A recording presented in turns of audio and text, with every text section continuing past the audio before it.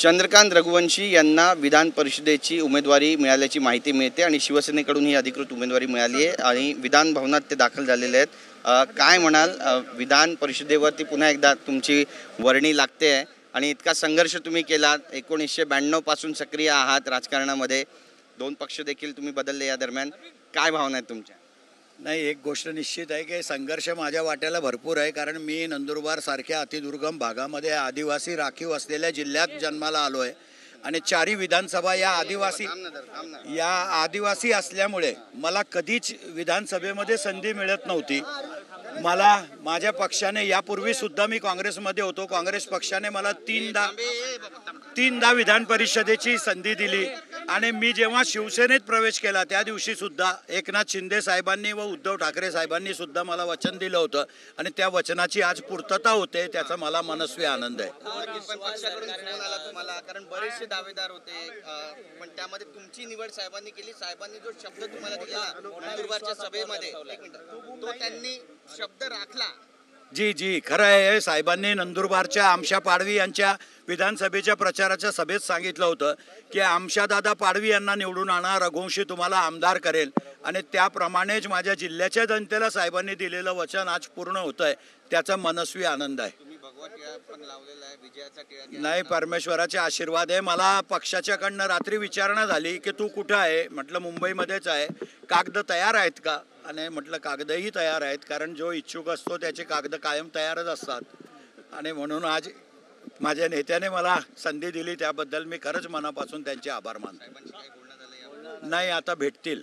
राष्ट्रवादीचं नाव आहे ते कन्फर्म नाही झालेलं आहे, कसं बघताय?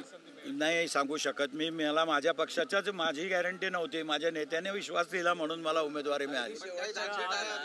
नाही, अजून काही धाकधूक नाही। आता अगदी शेवटच्या क्षणाला आपल्या नावाची घोषणा झालेली आहे, अनेक नावं ही चर्चेत होती, त्यामध्ये तुमचं नाव, तुम्हाला विश्वास होता आधीपासून? सर, मला आधीपासून, म्हणजे मी 19 मध्ये शिवसेनेमध्ये प्रवेश केला, त्यावेळेला मी सिटिंग विधान परिषद सदस्य असताना माझा 1 वर्ष बाकी होता, तरी मी राजीनामा देऊन शिवसेनेमध्ये प्रवेश केला आणि त्याच दिवशी मला शिवसेनेच्या प्रमुखांनी वचन दिलं होतं की तुम्हाला आम्ही आमदार करणार। माझं राज्यपालांच्या यादीमध्ये 12च्या यादीमध्ये माझं नाव होतं, परंतु आदरणीय कोश्यारीजी त्या यादीवर बसले आणि त्याच्यामुळे आमचे नाव झाले नाही डिक्लेअर।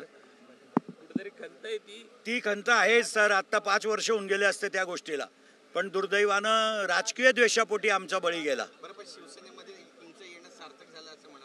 नक्कीच माझ्या जिल्ह्यामध्ये शिवसेनेचं वलय एवढं नव्हतं, पण मला उद्धवजींनी ज्या दिवशी प्रवेश केला त्या दिवशीच सांगितलं होतं की शिवसेना वाढवायची आहे, आणि एकनाथ शिंदे साहेब माझ्या प्रवेशाचे साक्षीदार आहेत आणि त्यांनी मला शब्द दिला होता की तुम्हाला भविष्यामध्ये शिवसेनेमध्ये ताकद मिळेल, आणि ती ताकद आज मिळाली असं मला वाटतं। सत्य आहे यास। नाही, उद्धव साहेबांनी बी नाही दिला असं म्हणता येणार नाही। बघा, उद्धव साहेबांनी सुद्धा माझ्या 12च्या यादीत नाव पाठवलेलं होतं, परंतु त्या यादीवर कोश्यारी साहेब बसले होते म्हणून ती यादी बाहेर निघाली नाही।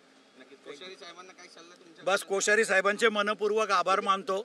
मला 66चा करून दिला त्यांनी, नाही तर मी 61व्या वर्षी आमदार राहिलो असतो परत, पण त्यांच्यामुळे 5 वर्ष वाया गेली लोकप्रतिनिधींची, हे सत्य आहे। धन्यवाद, पुनश्च एकदा तुमच्या सर्वांचे आभार मानतो। चंद्रकांत रघुवंशी यांनी आपली भूमिका मांडलेली आहे आणि भगतसिंग कोश्यारी यांच्यावरती मागच्या विधान परिषदेची यादी जाहीर न केल्याचा ठपका सुद्धा ठेवला आहे। कॅमेरा पर्सन योगेश गुरवसह गिरीश गायकवाड, TV9 मराठी, मुंबई।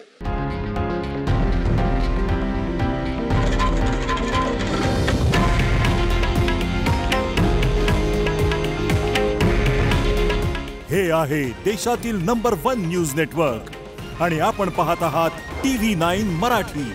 काळजी तुमची, हित महाराष्ट्राचं।